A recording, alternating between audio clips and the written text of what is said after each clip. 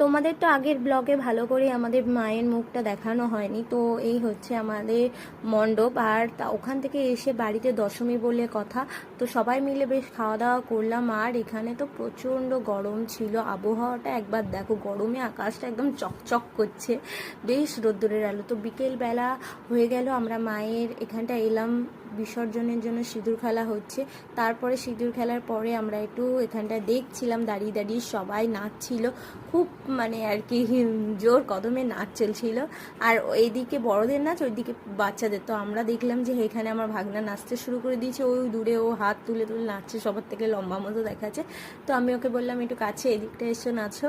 তো দেখতে পাচ্ছ ও তো নাচছে, ওর নাচতে একটু লজ্জা করছিল, যাই হোক নাচলো। তারপরে আমরা ওখান থেকে এসে বাড়িতে চলে এলাম। তারপরে দেখলাম আমাদের রাস্তা দিয়ে মাকে নিয়ে যাচ্ছেন বিসর্জনের জন্য। তো পুজোটা এইভাবে খুব ভালোভাবে কাটলো। সবাই ভালো থাকবে। পরবর্তী